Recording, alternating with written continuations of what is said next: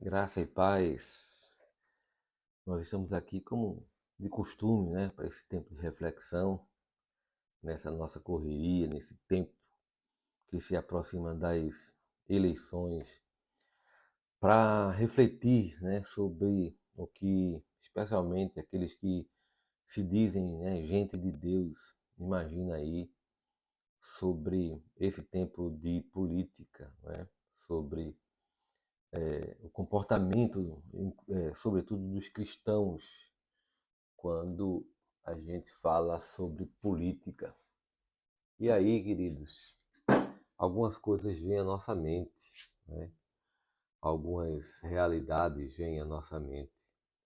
E hoje eu queria pensar um pouco com você sobre isso, né? Como a gente deve agir.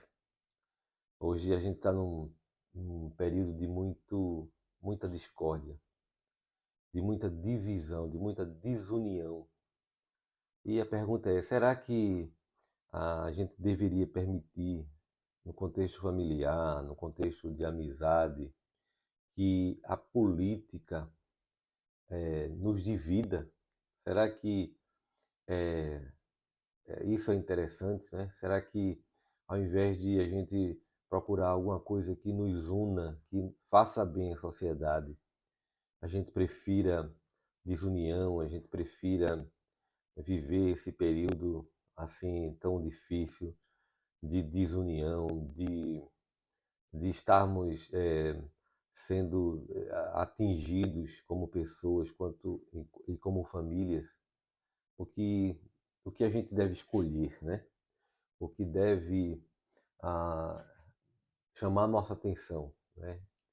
E a gente vê hoje famílias esfaceladas, amizades descontinuadas por causa de projetos políticos, infelizmente. E a gente vê hoje um clima de animosidade. A gente, infelizmente, testemunha inimizades. A gente olha para familiares agora como adversários políticos. E a temática que a gente devia refletir hoje é: a política deve, de fato, nos desunir, né? Essa é a vontade de Deus para o seu povo, para a sua nação. Essa cultura de ódio, essa cultura de animosidade, não é? De comportamento, sabe, raivoso, não é? Será que é isso? Será que mesmo tendo ideias diferentes e até projetos diferentes, a gente deveria permitir, não é, esse comportamento truculento, não é, entre nós? No Salmo 133, a Bíblia diz uma coisa fascinante, né? A Bíblia diz que o que ela prefere para nós é união, é unidade. Eu gosto muito desse salmo, né, porque ele nos diz uma verdade eterna. Ele diz assim: ó, oh, como é bom, vejam bem, como é bom e agradável viverem unidos os irmãos. É como um óleo precioso sobre a cabeça, o qual desce para a barba de Arão, e desce para a gola de suas vestes. É como um orvalho do Hermon, que desce sobre os montes de Sião. Ali ordena o Senhor a sua bênção e a vida para sempre. Vejam que coisa interessante, né? O que é que nos ensina a santa palavra de Deus? União. E ele usa aqui uns paralelos, né? Ele usa uns exemplos bíblicos, né? Uma figura interessante, né? E também um lugar muito icônico para os judeus. O monte com sua estabilidade, a sua segurança, a sua beleza, em uma figura, né? Arão, aquele que falava em nome de Deus. Então, a igreja é representada por essas coisas que Deus faz conosco. Ele sempre falando a nós por seus profetas e hoje pela palavra, pela Bíblia, para que a gente tenha estabilidade de um monte, beleza estética de um monte, né? A tranquilidade da segurança de um monte, que a gente opte pela união, pela unidade, né? Essa é a direção do Senhor. E ele diz que onde existe essa estabilidade, se referindo ao Monte Hermon, a Israel. Onde há essa segurança, onde há essa união, o Senhor ordena a paz. Nossa pátria, nosso Brasil precisa de paz. Nós precisamos de estabilidade, de segurança, que só pode vir não desse projeto de ódio, não é, de divisão, de segregação, mas de união.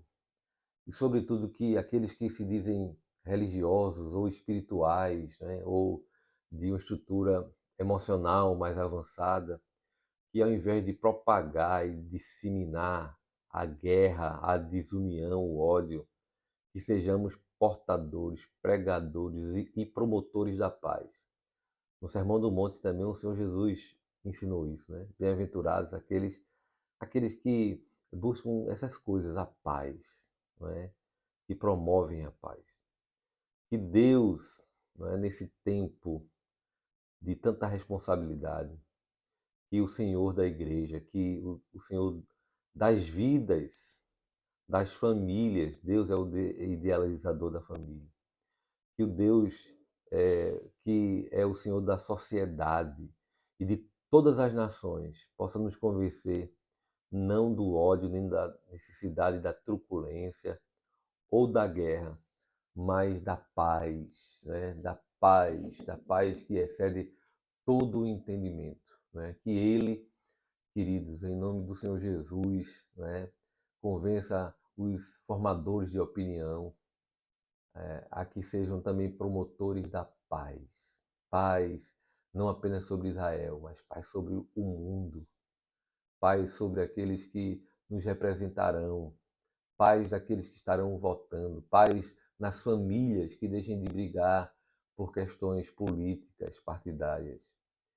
Paz e união, união.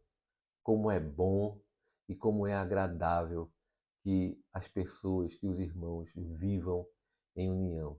Que o Senhor nos convença dessa paz. Que o Senhor nos proporcione essa paz. Que o Senhor nos dê esta estabilidade que a paz pode nos dar. Que o Senhor visite essa nação, visite o país, não apenas com essa vontade de que o seu representante, o seu escolhido, seja vitorioso, mas que Deus vença sempre e que vença não por uma guerra, mas pela paz, a paz que o Senhor Jesus disse que o mundo não pode dar.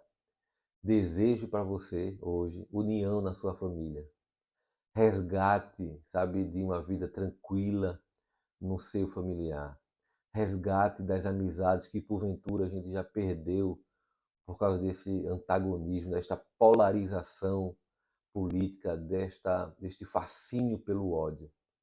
Que em nome de Jesus haja união e haja paz nas nossas famílias, nos nossos círculos de amizade, nos nossos ambientes de trabalho.